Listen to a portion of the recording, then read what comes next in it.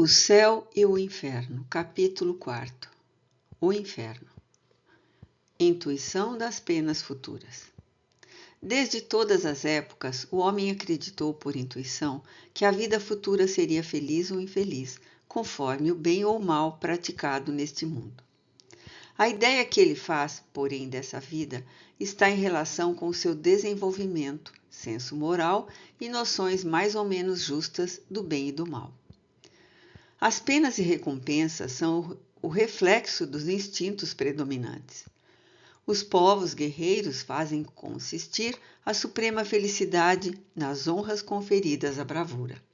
Os caçadores na abundância da caça. Os sensuais nas delícias da voluptuosidade. Dominado pela matéria, o homem não pode compreender, senão imperfeitamente, a espiritualidade, imaginando para as penas e gozos futuros um quadro mais material que espiritual. Afigura-se-lhe que deve comer e beber no outro mundo, porém melhor que na terra. Nota 6 de Allan Kardec. Um pequeno saboiano, a quem o seu cura fazia a descrição da vida futura, perguntou-lhe se todo mundo lá comia pão branco como em Paris. Mais tarde, já se encontra nas crenças sobre a vida futura um misto de espiritualismo e materialismo, a beatitude contemplativa concorrendo com o inferno das torturas físicas. 2. Não podendo compreender senão o que vê, o homem primitivo, naturalmente, moldou seu futuro pelo presente. Para compreender outros tipos, além dos que tinha à vista, ser-lhe-ia preciso um desenvolvimento intelectual, que só o tempo deveria completar. Também o quadro por ele ideado sobre as penas futuras não é senão o reflexo dos males da humanidade, em mais vasta proporção, reunindo-lhe todas as torturas, suplícios e aflições que achou na terra. Nos climas abrasadores, imaginou um inferno de fogo e nas regiões boreais, um inferno de gelo. Não estando ainda desenvolvido o sentido que mais tarde o levaria a compreender o mundo espiritual, não podia conceber senão penas materiais. E assim, com pequenas diferenças de forma, os infernos de todas as religiões se assemelham. O inferno cristão imitado do inferno pagão. 3. O inferno pagão, descrito e dramatizado pelos poetas, foi o modelo mais grandioso do gênero e perpetuou-se no seio dos cristãos, onde, por sua vez, houve poetas e cantores. Comparando-os, encontram-se neles, salvo os nomes e variantes de detalhe, numerosas analogias. Ambos têm fogo material por base de tormentos, como símbolo dos sofrimentos mais atrozes. Mais coisa singular, os cristãos exageraram em muitos pontos o inferno dos pagãos. Se estes tinham o tonel das Danaides, nota explicativa 7, as 50 filhas de Danos, rei de Argos, que com exceção de uma mataram seus maridos na noite de núpcias e foram condenadas a encher eternamente no inferno um tonel sem fundo. A roda de Ixion, nota explicativa 8. Por caluniar Zeus, Ixion foi fulminado por um raio e lançado no Tártaro, onde foi preso a uma roda em chamas e condenado a nela girar pela eternidade. O rochedo de Sísifo, nota explicativa 9. Por assaltar os viajantes, Zeus condenou Sísifo ao Tártaro e deu-lhe como castigo eterno a obrigação de empurrar uma pedra até o lugar mais alto da montanha, de onde ela sempre rola de volta. Eram estes suplícios individuais. Os cristãos, ao contrário, têm para todos, sem distinção, as caldeiras ferventes, cujos tampos os anjos levantam para ver as contorções dos supliciados. Nota explicativa 10, de Allan Kardec. Sermão pregado em Montpellier, em 1860. E Deus, sem piedade, ouve-lhe os gemidos por toda a eternidade. Jamais os pagãos descreveram os habitantes dos campos elíseos, deleitando a vistas nos suplícios do Tártaro. Nota de Allan Kardec, 11. Os bem-aventurados, se deixarem o lugar que ocupam, poderão afastar-se de certo modo em razão do seu dom de inteligência e da vista distinta, a fim de considerarem as torturas dos condenados, e vendo-os, não somente serão insensíveis à dor, mas até ficarão repletos de alegria e renderão graças a Deus por sua própria felicidade, assistindo à inefável calamidade dos ímpios. São Tomás de Aquino. 4.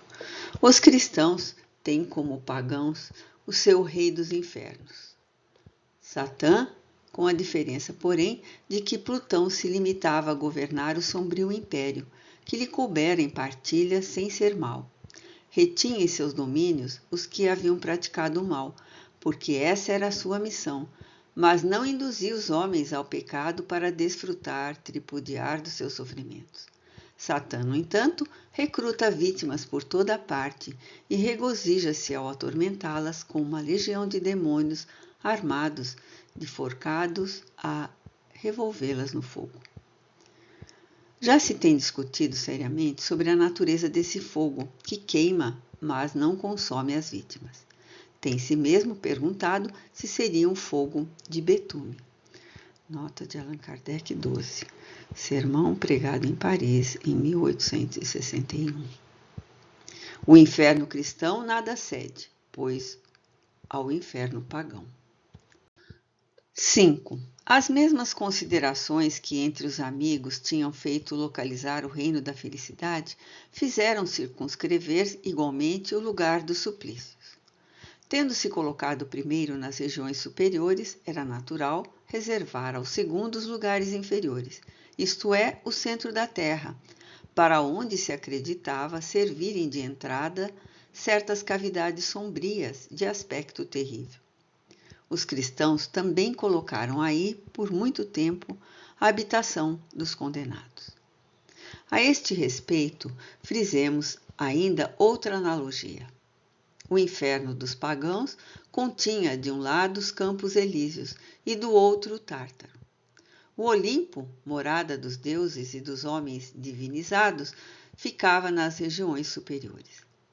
Segundo a letra do Evangelho, Jesus desceu aos infernos, isto é, aos lugares baixos, para deles tirar as almas dos justos que lhe aguardavam a vinda.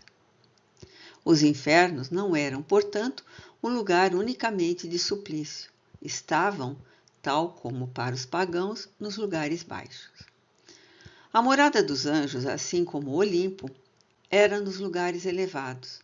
Colocaram-na para além do céu estelar que se reputava limitado. 6.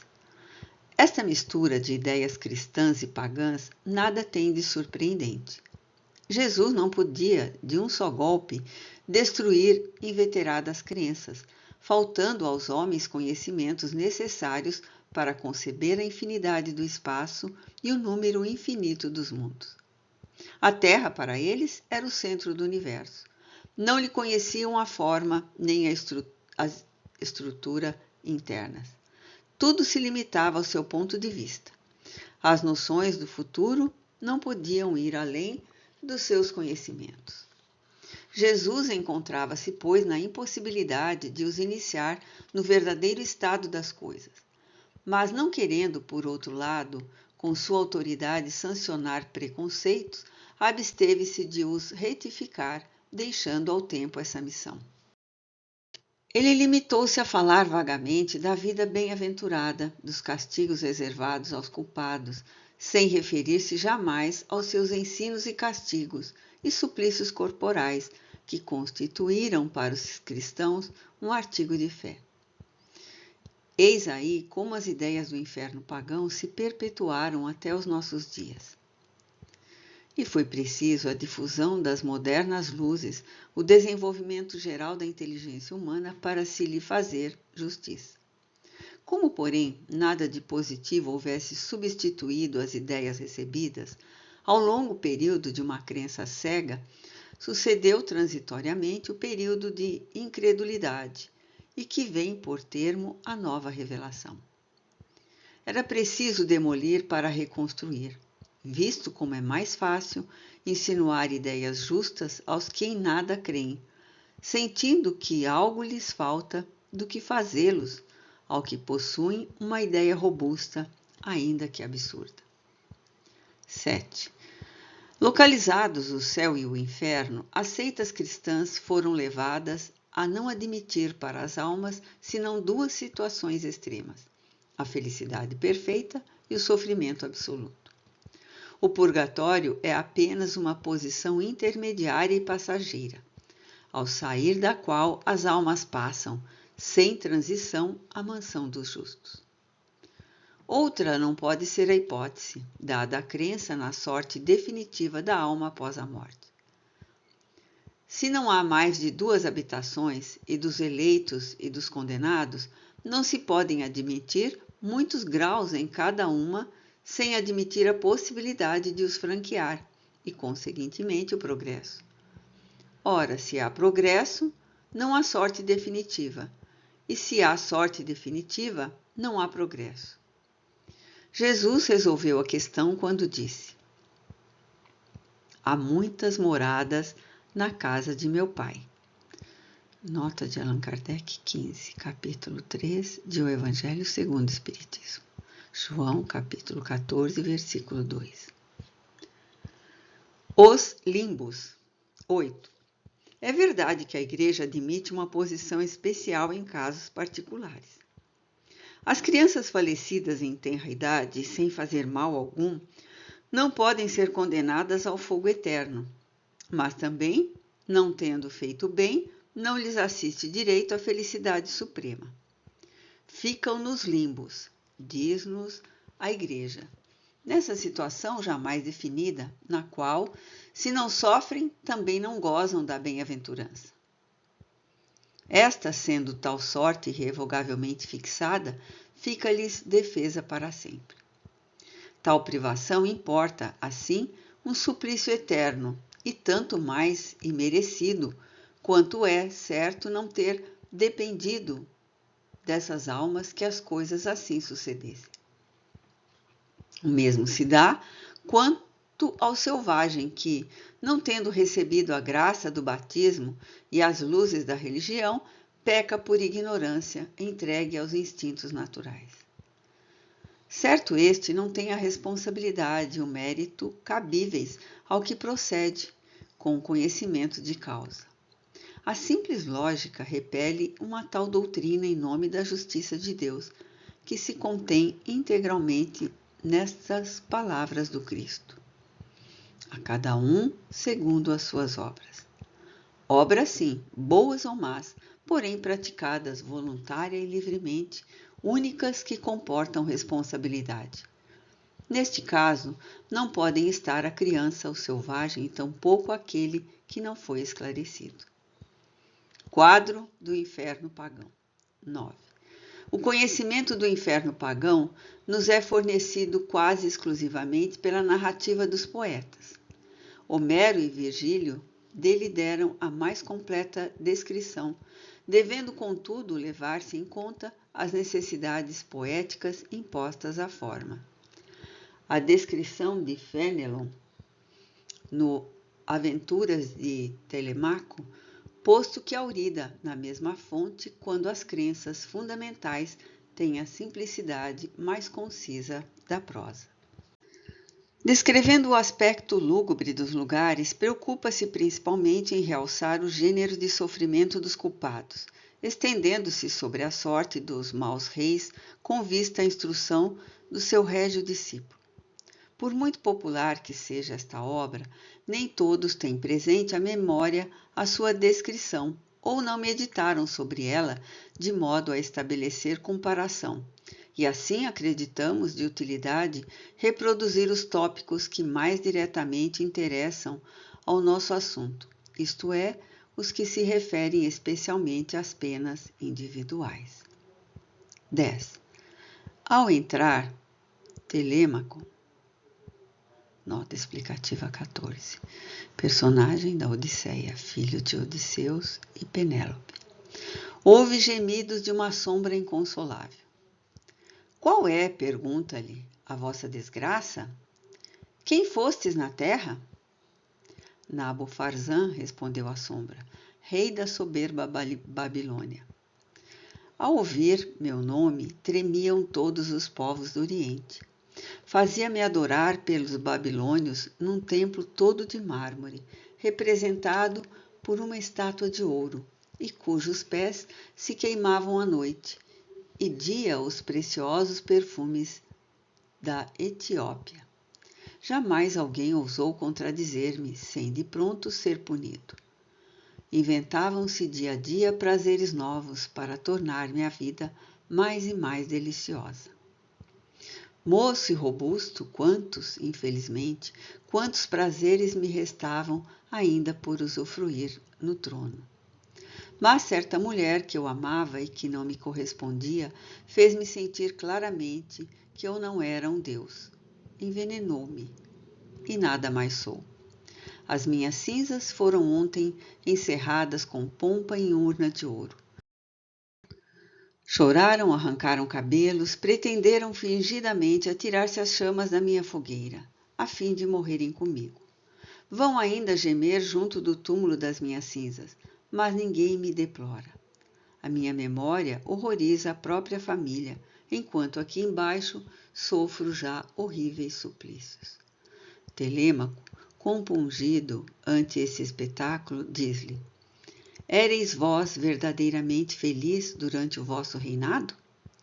Sentis, porventura, essa paz suave, sem a qual o coração se conserva opresso e abatido em meio das delícias? Não, respondeu o babilônio. Não sei mesmo o que quereis dizer. Os sábios exaltam essa paz como bem único. Quanto à raiva, nunca senti. Meu coração agitava-se continuamente por novos desejos de temor e de esperança. Procurava aturdir-me com o abalo das próprias paixões, tendo cuidado de entreter essa embriaguez para torná-la permanente, contínua. O menor intervalo de razão, de calma, ser-me-ia muito amargo. Eis a paz que frui. Qualquer outra parece-me antes uma fábula, um sonho. São esses os bens que choro. Assim falando, o babilônio chorava qual homem pusilânime, enervado pelas prosperidades, desabituado de suportar resignadamente uma desgraça. Havia junto dele alguns escravos mortos em homenagem honrosa aos seus funerais. Mercúrio, nota explicativa 15, deus romano do comércio e dos viajantes, os entrega a Caronte, nota explicativa 16, barqueiro dos infernos, que mediante pagamento transportava os mortos na travessia das águas infernais. Com seu rei, outorgando-lhes poder absoluto sobre esse rei, a quem tinham servido na terra. Essas sombras de escravos não temiam a sombra de Nabofarzã, que retinham encadeada, infligindo-lhe as mais cruéis afrontas. Dizia-lhe uma: Não éramos nós homens iguais a ti? Insensatos que eras, julgavas-te um deus, a ponto de esqueceres a tua origem, comum a todos os homens. Outra, para insultá-lo, dizia: Tinhas razão em não querer que por homens te houvessem, porque na verdade eras um monstro desumano.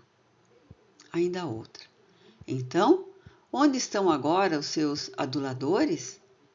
Nada mais tens a dar, desgraçado, nem mesmo o mal podes fazer mais. Eis-te reduzido a escravo dos teus escravos. A justiça dos deuses tarda, mas não falha. A estas frases duras, Nabofarzã se rojava por terra, arrancando os cabelos em acesso de raiva e desespero. Mas Caronte instigava os escravos. Arrastem-no pela corrente, levantem-no contra a vontade. Não possa ele consolar-se escondendo a sua vergonha. Preciso é que todas as sombras do Estige, nota explicativa 17, na mitologia grega, o maior dos rios do inferno, a testemunhem como justificativa aos deuses que por tanto tempo toleraram o reinado terreno desse ímpio. E ele avista logo, bem perto de si, o negro Tártaro, envolando escuro e espesso fumo, cujo cheiro mefítico daria a morte e se espalhasse pela morada dos vivos. Esse fumo envolvia um rio de fogo, um turbilhão de chamas, cujo ruído, semelhante às torrentes mais caudalosas, quando se despenham de altos rochedos em profundos abismos, concorria para que nada se ouvisse nesses lugares tenebrosos. Telêmaco, secretamente animado por Minerva, entra sem medo nesse báratro. Viu primeiramente um grande número de homens que tinham vivido nas mais humildes condições, punidos por haverem procurado riquezas por meio de fraudes, traições e crueldade. Aí notou muitos ímpios hipócritas que, simulando amar a religião, dela se tinham servido como de um belo pretexto para satisfazerem ambições e zombarem dos crédulos, os que haviam abusado até da própria virtude, o maior dom dos deuses, eram punidos como os mais celerados de todos os homens. Os filhos que haviam degolado seus pais, as esposas que mancharam as mãos no sangue dos maridos, os traidores que venderam a pátria, violando todos os juramentos, sofriam, apesar de tudo, penas menores que aqueles hipócritas. Os 3 juízes infernais assim o queriam, por esta razão. Os hipócritas não se contentam com ser maus com os demais ímpios, porém querem passar por bons e concorrem por sua falsa virtude para a descrença e corrupção da verdade. Os deuses, por eles zombados e desprezados perante os homens, empregam com prazer todo o seu poderio para se vingarem de tais insultos. Perto destes, outros homens aparecem, que vulgarmente se julgam isentos de culpa, mas que os deuses perseguem desapiedadamente. São os ingratos, os mentirosos, os aduladores, que louvaram o vício, os críticos perversos que procuraram enodar a mais pura virtude.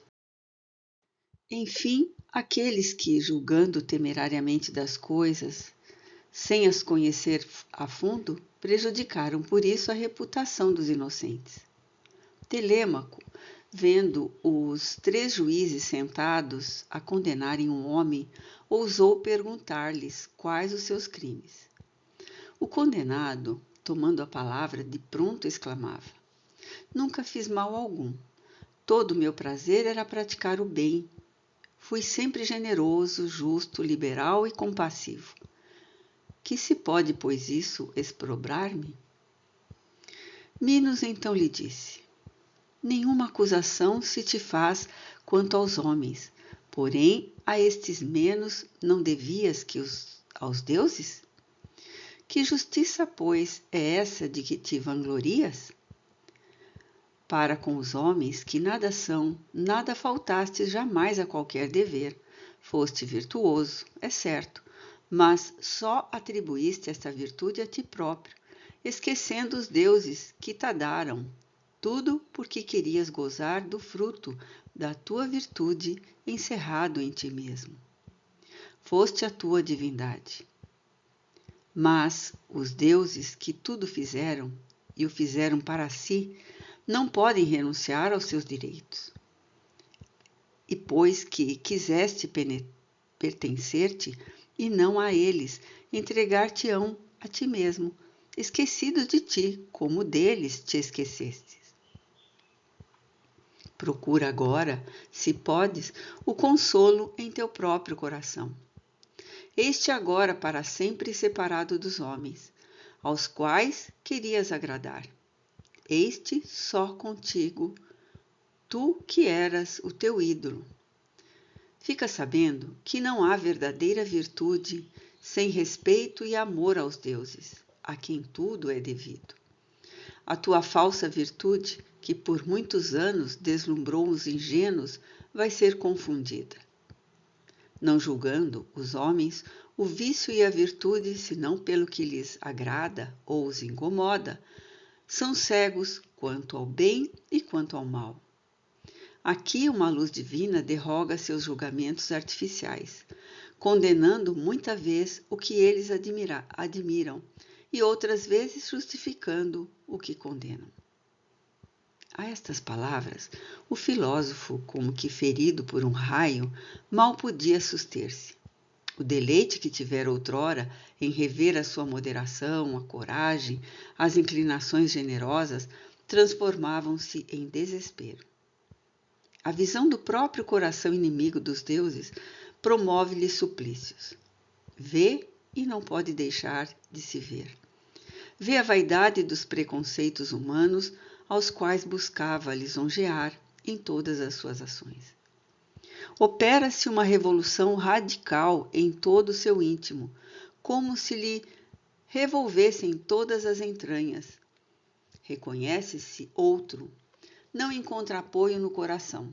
A consciência, cujo testemunho não agradável lhe fora, revolta-se contra ele, incriminando-lhe amargamente o desvario, a ilusão de todas as suas virtudes, que não tiveram por princípio e por fim o culto da divindade. E ei-lo perturbado, consternado, preso da vergonha, do remorso, do desespero.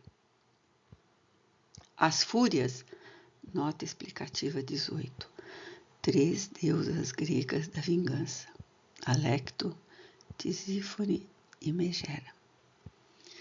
Não o atormentam, bastando-lhe o terem no entregado a si próprio, para que expie pelo coração a vingança dos deuses desprezados. Procurando a treva, não pode encontrá-la, porquanto importuna luz o segue por toda parte. De todos os lados, os raios penetrantes da verdade vingam a verdade que ele desdenhou seguir. Tudo que amava se lhe torna odioso como fonte dos seus males infindáveis. Murmura consigo: ó insensato!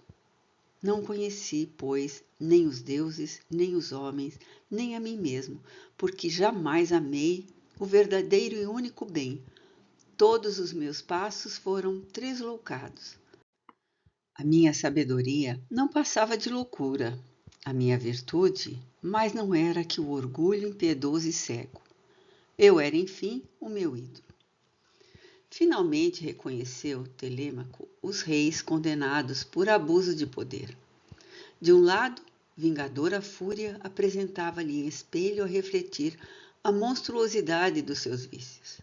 Aí viam, sem poder desviar os olhos, a vaidade grosseira e ávida de ridículos louvores, a crueldade para com aqueles a quem deveria ter feito felizes, o temor da verdade, a insensibilidade para com as virtudes, a predileção pelos cobardes e aduladores, a falta de aplicação, a inércia, a indolência, desconfiança ilimitada, o fausto e a magnificência excessivos calcados sobre a ruína dos povos, a ambição de glórias vãs à custa do sangue dos concidadãos, a fereza, enfim, que procurava a cada dia novas delícias nas lágrimas e no desespero de tantos infelizes.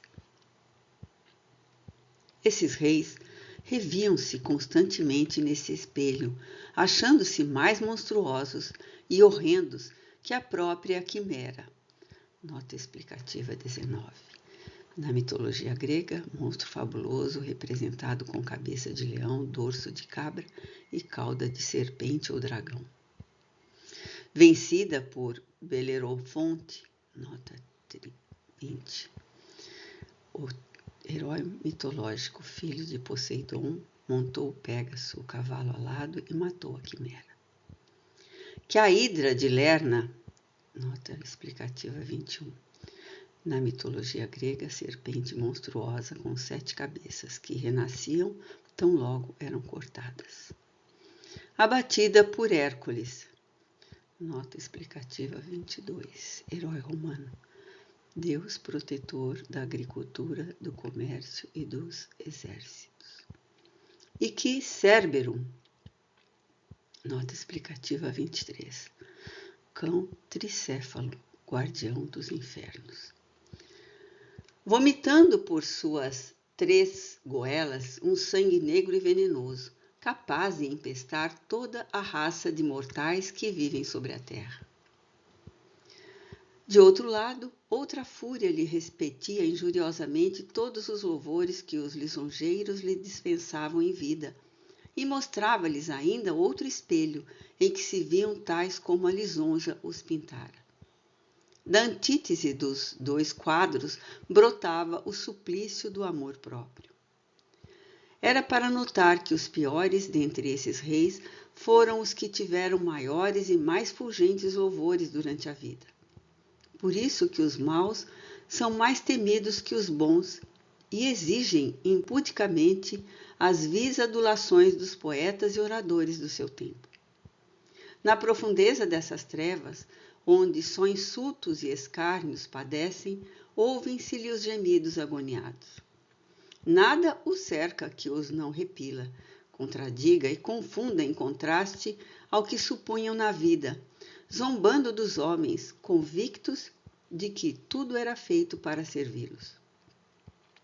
No Tártaro, entregues a todos os caprichos de certos escravos, estes lhe fazem provar, por sua vez, a mais cruel servidão. Humilhados dolorosamente, não lhes resta esperança alguma de modificar ou abrandar o cativeiro, qual bigorna sob as marteladas dos ciclopes. Nota 24. Na mitologia grega, gigantes, ferreiros e construtores, com apenas um olho no meio da testa. Quando Vulcano, nota explicativa 25, deus romano do fogo e da metalurgia, os acoroçoa nas fornalhas incandescentes do Monte Etna. Assim permanecem, mercê das pancadas desses escravos transformados em verdugos. Aí viu Telêmaco, pálidos semblantes, hediondos e consternados. Negra tristeza essa que consome estes criminosos, horrorizados de si próprios, sem poderem dela despojar-se como da própria natureza. Não tem outro castigo às suas faltas que não as mesmas faltas. Veem-nas incessantemente na plenitude da sua enormidade, apresentando-se-lhe sob a forma de espectros horríveis que os perseguem. Procurando eximir-se a essa perseguição, buscam morte mais potente do que a que os separou do corpo.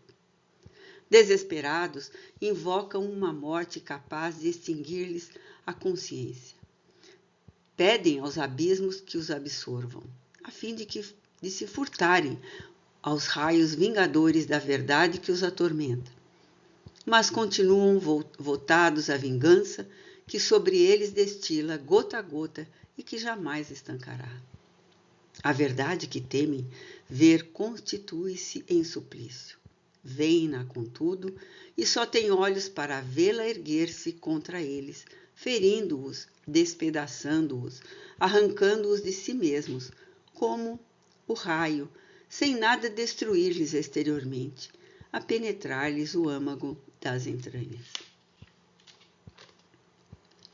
Entre os seres que lhe eriçavam os cabelos, viu Telêmaco vários e antigos reis da Lídia, punidos por haverem preferido ao trabalho as delícias de uma vida inativa, quando aquele deve ser o consolo dos povos e, como tal, inseparável da realeza. Estes reis lastimavam-se reciprocamente a cegueira. dizia um a outro que fora seu filho. Não vos tinha eu recomendado tantas vezes durante a vida, e ainda antes da morte, que reparasseis os males ocorridos por negligência minha? Ah, desgraçado pai, dizia o filho, fostes vós que me perdestes. Foi o vosso exemplo que me inspirou o fausto, o orgulho, a voluptuosidade e a crueldade para com os homens. Vendo-vos governar com tanta incúria, cercado de aduladores infames, habituei-me a prezar a lisonja e os prazeres. Acreditei que os homens eram para os reis o que os cavalos e os outros animais de carga são para aqueles, isto é, animais que só se consideram enquanto proporcionam serviços e comodidades. Acreditei-o, e foste vós que mo fizeste crer, sofrendo agora tantos males que por vós haver imitado. A estas recriminações aliavam as mais acerbas blasfêmias, como que possuídos de raiva bastante para se despedaçarem mutuamente.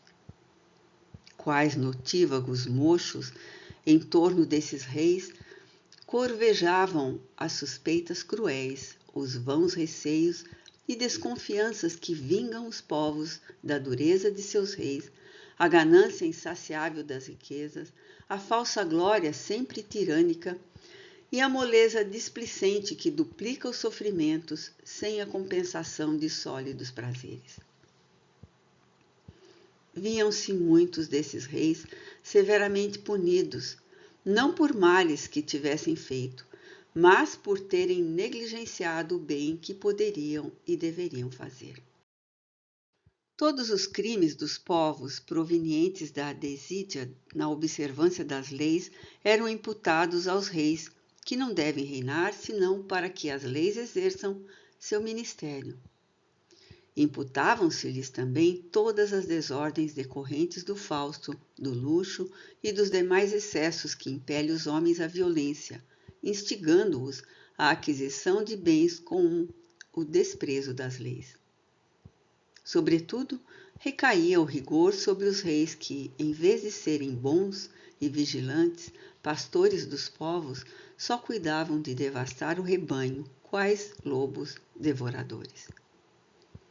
O que mais consternou Telêmaco, porém, foi ver nesse abismo de trevas e males um grande número de reis que, tendo passado na terra pelos melhores, condenaram-se às penas do Tártaro, por se terem deixado guiar por homens ardilosos e maus.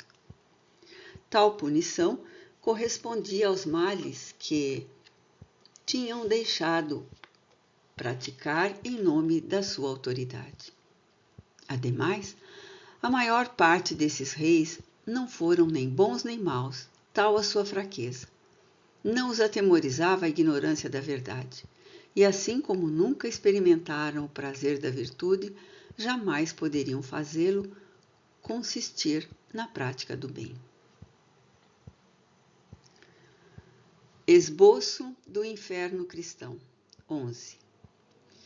A opinião dos teólogos sobre o inferno resume-se nas seguintes citações. Nota explicativa de Allan Kardec, 26. Estas citações são tiradas da obra O Inferno, de Augusto Calais. Esta descrição, sendo tomada dos autores sagrados e da vida dos santos, pode tanto melhor ser considerada como expressão de fé ortodoxa na matéria, quanto é ela reproduzida a cada instante, com pequenas variantes nos sermões do púlpito evangélico e nas instruções pastorais. 12. Os demônios são puros espíritos e os condenados presentemente no inferno podem ser considerados puros espíritos, uma vez que só a alma aí desce, e os restos entregues à terra se transformam em ervas, em plantas, em minerais e líquidos, sofrendo inconscientemente as metamorfoses constantes da matéria. Os condenados, porém, como os santos, devem ressuscitar no dia do juízo final, retomando, para não mais deixá-los, os mesmos corpos carnais que os revestiam na vida. Os eleitos ressuscitarão, contudo em corpos purificados e resplendentes, e os condenados em corpos maculados e desfigurados pelo pecado. Isso os distinguirá, não havendo mais no inferno puros espíritos, porém homens como nós. Conseguintemente, o inferno é um lugar físico, geográfico, material, uma vez que tem de ser povoado por criaturas terrestres, dotadas de pés, mãos, boca, língua, dentes, ouvidos, olhos semelhantes aos nossos, sangue nas veias e nervos sensíveis. Onde estará esse inferno? Alguns doutores o têm colocado nas entranhas mesmas do nosso globo. Outros não sabemos em que planeta, sem que o problema se haja resolvido em qualquer concílio. Estamos, pois, quanto a este ponto, reduzidos a conjecturas. A única coisa afirmada é que esse inferno, onde quer que exista, é um mundo composto de elementos materiais, conquanto sem sol, sem estrelas, sem lua, mais triste e inóspito, mais desprovido de todo germe e das aparências benéficas que porventura se encontram ainda nas regiões mais áridas deste mundo em que pecamos. Os teólogos mais circunspectos não se atrevem, à semelhança dos egípcios, dos hindus e dos gregos, a descrever os horrores dessa morada, limitando-se a nola mostrar como premissas no pouco que dela fala a Escritura, o lago de fogo, o enxofre do Apocalipse e os vermes de Isaías. Nota explicativa 27. Já foi derrubada na sepultura tua soberba, com o som das tuas violas. Os vermes debaixo de ti se estenderão e os bichos te cobrirão. Isaías capítulo 14, versículo 11. Esses vermes que formigam eternamente sobre os cadáveres do Tofel. Nota explicativa 28. Tofel do hebraico mentiroso, falacioso. Alusão ao demônio Mefistófeles ou ao personagem Mefistófeles da obra de Fausto de Goethe. E os demônios atormentados, os homens que eles levaram à perdição, e os homens a chorarem, rangendo os dentes, segundo a expressão dos evangelistas. Nota 29. Mateus, capítulo 8, versículo 12, capítulo 13, versículo 42, capítulo 13, versículo 50, capítulo 22, versículo 13, capítulo 24, versículo 51, capítulo 25, versículo 30 e Lucas, capítulo 13, versículo 28. Santo Agostinho não concorda que esses sofrimentos físicos sejam apenas reflexos de sofrimentos morais e vê no verdadeiro lago de enxofre vermes e verdadeiras serpentes, saciando-se nos corpos, casando suas picadas às do fogo. Ele pretende mais, segundo um versículo de Marcos, que esse fogo estranho, posto que material como o nosso e atuando sobre corpos materiais, os conservará como o sal conserva o corpo das vítimas. Os condenados, vítimas sempre sacrificadas e sempre vivas, sentirão a tortura desse fogo que queima sem destruir, penetrando-lhes a pele. Serão dele embebidos e saturados em todos os seus membros, na medula dos ossos, na pupila dos olhos, nas mais recônditas e sensíveis fibras do seu ser. A cratera de um vulcão, se aí pudessem submergir, ser-lhes-ia lugar de refrigério e repouso. Assim falam com toda a segurança os teólogos mais tímidos, discretos e comedidos. Não negam que haja no inferno outros suplícios corporais, mas dizem que para afirmá-lo lhes falta suficiente reconhecimento, pelo menos tão positivo como o que lhes foi dado sobre o suplício horrível do fogo e dos vermes. Há, contudo, teólogos mais ousados ou mais esclarecidos que dão do inferno descrições mais miraculosas, variadas e completas. E conquanto se não saiba que, em lugar do espaço, está situado esse inferno, há santos que o viram. Eles não foram lá ter com a lira na mão, como Orfeu, de espada em punho, como Ulisses, mas transportados em espírito. Desse número é Santa Teresa. Dir-se-ia, pela narrativa da santa, que há uma cidade no inferno. Ela aí viu, pelo menos, uma espécie de viela comprida e estreita, como essas que abundam em velhas cidades, e percorreu-a horrorizada, caminhando sobre lodoso e fétido terreno no qual pululavam monstruosos répteis. Foi, porém, detida em sua marcha por uma muralha que interceptava a viela, em cuja muralha havia um nicho, onde se abrigou, aliás, sem poder explicar a ocorrência. Era, diz ela, o lugar que lhe destinavam se abusasse, em vida, das graças concedidas por Deus em sua cela de Ávila. Apesar da facilidade maravilhosa que tivera em penetrar esse nicho, não podia sentar-se ou deitar-se, nem manter-se de pé. Tampouco podia sair. Essas paredes horríveis abaixavam-se sobre ela, envolviam-na, apertavam-na como se fossem animadas de movimento próprio. Parecia-lhe que a afogavam, estrangulando-a ao mesmo tempo que a esfolavam e retalhavam em pedaços. Ao sentir queimar-se, experimentou igualmente toda a sorte de angústias. Sem esperança de socorro, tudo era trevas em torno de si, posto que através dessas trevas percebesse, não sem pavor, a hedionda viela em que se achava, com a sua imunda vizinhança. Este espetáculo era-lhe tão intolerável quanto os apertos mesmos da prisão. Nota 30 de Allan Kardec.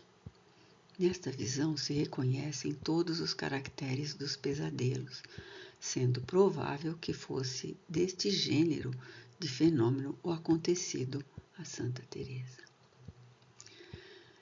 Esse não era, sem dúvida, mais que um pequeno recanto do inferno.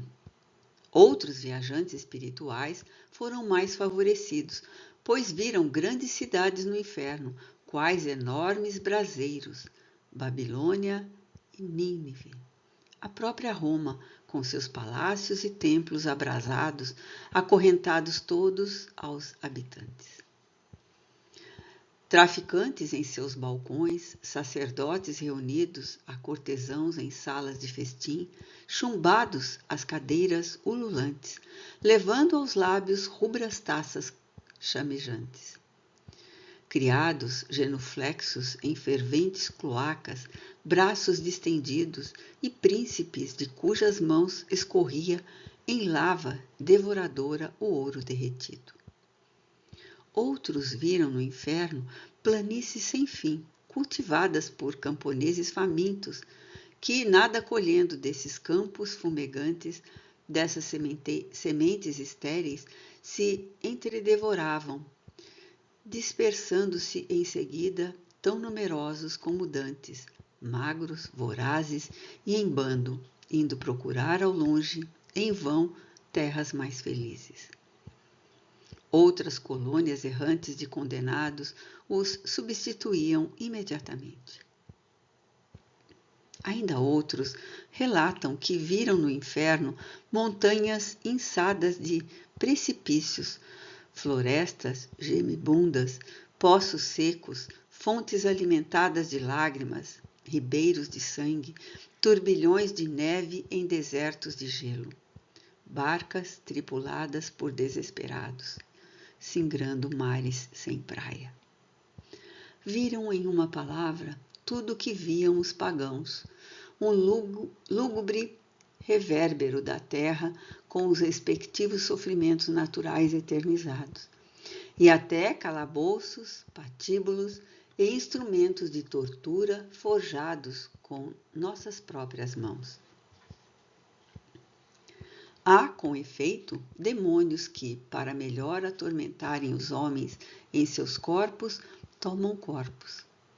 Uns têm asas de morcegos, cornos, couraças de escama, patas armadas de garras, dentes agudos, apresentando-se nos armados de espada, tenazes pinças, serras, grelhas, foles, tudo ardente, não exercendo outro ofício por toda a eternidade, em relação à carne humana, que não o de carniceiros e cozinheiros.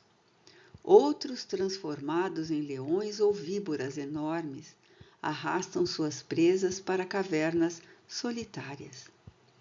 Estes se transformam em corvos para arrancar-lhe os olhos e certos culpados, e aqueles em dragões volantes, prontos a se lançarem sobre o dorso da vítima, arrebatando-as assustadiças, ensanguentadas, aos gritos, através de espaços tenebrosos, para arremessá-las ao fim em tanques de enxofre.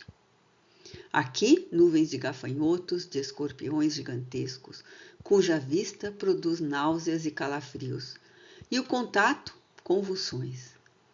Além, monstros policéfalos, escancarando goelas vorazes, a sacudirem sobre as disformes cabeças as suas crinas de áspides, a triturarem condenados com sangrentas mandíbulas para vomitá-los, mastigados, porém, vivos, porque são imortais. Esses demônios, de formas sensíveis, que lembram tão visivelmente os deuses do Amente. Nota explicativa 31. Segundo os egípcios, é o templo em que as almas dos mortos são reunidas para serem julgadas por Osíris, Deus que garante a vida no além. E do Tártaro, bem como os ídolos adorados pelos fenícios, moabitas e outros gentios vizinhos da Judéia. Esses demônios não obram ao acaso, tendo cada um a sua função. O mal que praticam no inferno está em relação ao mal que inspiram e fizeram cometer na terra. Nota 32 de Allan Kardec. Singular punição, na verdade, esta de poder continuar em maior escala a prática de mal menor feito na terra. Mais racional seria o sofrerem os próprios malfeitores as consequências desse mal, em lugar de se darem ao prazer de proporcioná-lo a outrem. Os condenados são punidos em todos os seus órgãos e sentidos, porque também a Deus ofenderam por todos os órgãos e sentidos. Os delinquentes de gula são castigados pelos demônios da glutonaria, os preguiçosos pelos da preguiça, os luxuriosos pelos da devassidão, e assim por diante, numa variedade tão grande como a dos pecados. Terão frio queimando-se e calor enregelados, ávidos igualmente de movimento e de repouso, sedentos e famintos, 1000 vezes mais fatigados que escravo ao fim do dia, mais doentes que os moribundos, mais alquebrados e xanguentos que os mártires, e isso para sempre. Demônio algum se furta, nem se furtará jamais ao desempenho sinistro da sua tarefa, perfeitamente disciplinados e fiéis quanto à execução das vingativas ordens que receberam. Aliás, sem isso, que seria o inferno? Repousariam os pacientes se os algozes altercassem ou se enfadassem. Mas nada de repouso nem disputas para quaisquer deles, pois apesar de maus e inumeráveis que são, estendendo-se de um a outro extremo do abismo, nunca se viu sobre a terra súditos mais dóceis a seus príncipes, exércitos mais obedientes aos chefes ou comunidades monásticas mais humildes e submissas aos seus superiores. Nota 33 de Allan Kardec. Esses mesmos demônios rebeldes a Deus quanto ao bem são de uma docilidade exemplar quanto à prática do mal. Nenhum se esquiva ou afrouxa durante a eternidade. Que singular metamorfose em que fora criado puro e perfeito como os anjos. Não é de pasmar vê-los dar exemplos de harmonia, de concórdia inalterável, quando os homens sequer não sabem viver em paz na terra antes de se laceram mutuamente? Vendo-se o requinte dos castigos reservados aos condenados e comparando sua situação à dos demônios, é caso de perguntar quais os mais dignos de lástimas, se as vítimas ou os algozes. Quase nada se conhece da ralé demoníaca desses vis espíritos que compõem as legiões de vampiros, sapos, escorpiões, corvos, hidras, salamandras e outros animais sem nome. Conhecem-se, porém, os nomes de muitos dos príncipes que comandam tais legiões, entre os quais Belfegor, o demônio da luxúria, Abaddon ou Apolion, do homicídio, Beuzebu, dos desejos impuros, ou senhor das moscas que engendram a corrupção. Mamon, da avareza, Moloque, Belial, Baal, Astarô e muitos outros, sem falar do seu chefe supremo, o sombrio arcanjo, que no céu chamava Lúcifer e no inferno se chama Satanás. Eis aí resumida a ideia que nos dão do inferno sob o ponto de vista de sua natureza física e também das penas físicas que aí sofrem. Compulsai os escritos dos padres e dos antigos doutores. Interrogai as pias legendas, observai as esculturas e painéis das nossas igrejas. Atentai no que dizem dos púlpitos e sabereis ainda mais. 13. O autor acompanha esse quadro das seguintes reflexões, cujo alcance procuraremos cada qual compreender. A ressurreição dos corpos é um milagre, mas Deus faz ainda um segundo milagre, dando a esses corpos mortais, já uma vez usados pelas passageiras provas da vida, já uma vez aniquilados, a virtude de subsistirem sem se dissolverem numa fornalha, onde se volatilizariam os próprios metais. Que se diga que a alma é o seu próprio algoz, que Deus não a persegue e apenas a abandona no estado infeliz por ela escolhido, conquanto esse abandono eterno de um ser desgraçado e sofredor pareça incompatível com a bondade divina. Vá, mas o que se diz da alma e das penas espirituais não se pode de modo algum dizer dos corpos e das respectivas penas para a perpetuação das quais já não basta que Deus se conserve impassível, mas, ao contrário, que intervenha e atue, sem o que sucumbiriam os corpos. Os teólogos supõem, portanto, que Deus opera efetivamente após a ressurreição dos corpos, esse segundo milagre de que falamos, que, em primeiro lugar, tira dos sepulcros os que devoravam os nossos corpos de barro. Retira os tais como aí baixaram com suas enfermidades originais e degradações sucessivas da idade. Restitui-nos a esse estado decrépito, friorentos, gotosos, cheios de necessidades, sensíveis a uma picada de abelha, assinalados dos estragos da vida e da morte. E está feito o primeiro milagre. Depois, a esses corpos raquíticos prontos a voltarem ao pó de onde saíram, outorga propriedades que nunca tiveram. A imortalidade, esse dom que em sua cólera, dizei antes, em sua misericórdia, retirara a Adão ao sair do Éden.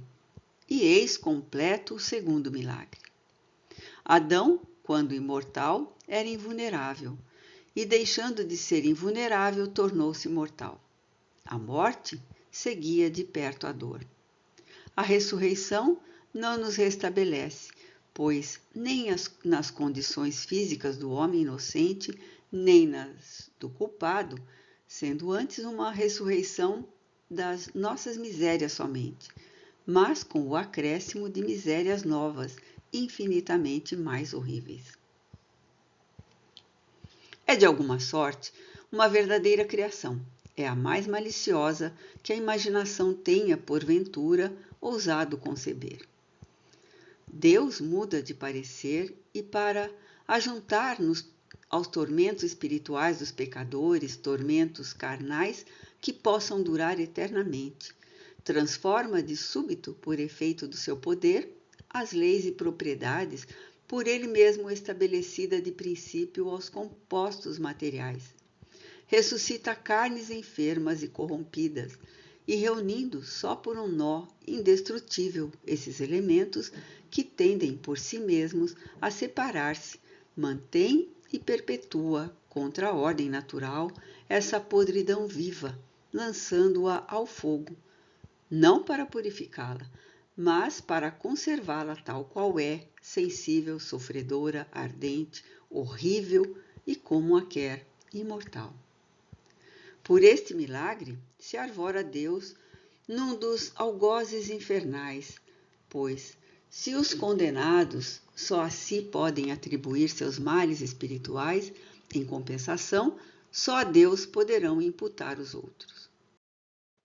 Era pouco, aparentemente, o abandono. Depois da morte, a tristeza, o arrependimento, as angústias de uma alma que sente perdido o bem supremo.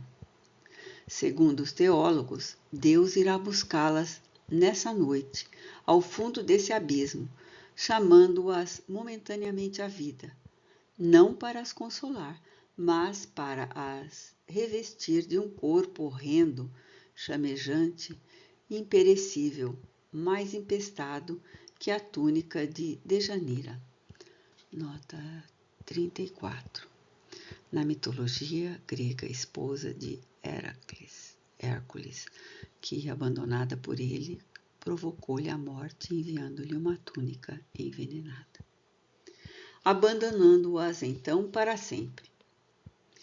Ainda assim, ele não as abandonará para sempre, em absoluto, visto como céu e terra não subsistem senão por ato permanente de sua vontade sempre ativa. Deus terá, portanto, sem cessar, esses condenados à mão, para impedir que o fogo se extinga em seus corpos, consumindo-os e querendo que contribuam perpetuamente por seus perenes suplícios para a edificação dos escolhidos.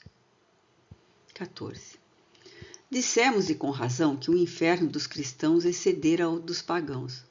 Efetivamente, no Tártaro, vêem-se culpados torturados pelo remorso ante suas vítimas e seus crimes, acabrunhados por aqueles que espezinharam na vida terrestre. Vemo-los fugirem à luz que os penetra, procurando em vão esconderem-se aos olhares que os perseguem. Aí, o orgulho é abatido e humilhado, trazendo todo o estigma do seu passado, punidos pelas próprias faltas, a ponto tal que, para alguns, basta entregá-los a si mesmos, sem ser preciso aumentar-lhes os castigos. Contudo, são sombras, isto é, almas com corpos fluídicos, imagens da sua vida terrestre. Lá não se vê os homens retomarem o corpo carnal para sofrer materialmente, com fogo a penetrar-lhes a pele, saturando-os até a medula dos ossos. Tampouco se vê o requinte das torturas que constituem o fundo do inferno cristão. Juízes inflexíveis, porém justos, proferem a sentença proporcional ao delito, ao passo que no império de Satã são todos confundidos nas mesmas torturas, com a materialidade por base e banida toda e qualquer equidade. Incontestavelmente, há hoje no seio da Igreja mesma muitos homens sensatos que não admitem essas coisas à risca, vendo nelas antes simples alegorias, cujo sentido convém interpretar. Estas opiniões, no entanto, são individuais e não fazem lei, continuando a crença no inferno material, com as suas consequências, a constituir um artigo de fé. 15. Poderíamos perguntar como há homens que têm conseguido ver essas coisas em êxtase, se elas de fato não existem. Não cabe aqui explicar a origem das imagens fantásticas, tantas vezes reproduzidas com visos de realidade. Diremos apenas ser preciso considerar, em princípio, que o êxtase é a mais incerta de todas as revelações. Nota 35 de Allan Kardec, o Livro dos Espíritos, questões 443 e 444. Porquanto, o estado de sobreexcitação nem sempre importa um desprendimento de alma tão completo que se impõe à crença absoluta, denotando muitas vezes o reflexo de preocupações da véspera. As ideias com que o espírito se nutre e das quais o cérebro, ou antes, o invólucro perispiritual correspondente a este, conserva a forma ou a estampa, se reproduzem amplificadas como em uma miragem, sob formas vaporosas que se cruzam, se confundem e compõem um todo extravagante. Os estáticos de todos os cultos sempre viram coisas em relação com a fé de que presumem penetrados, não sendo, pois, extraordinário que Santa Teresa e outros, tal qual ela, saturado de ideias infernais pelas descrições verbais ou escritas, hajam tido visões que não são, propriamente falando, mais que reproduções por efeito de um pesadelo. Um pagão fanático teria antes visto o Tártaro e as Fúrias, ou Júpiter no Olimpo, empunhando o raio.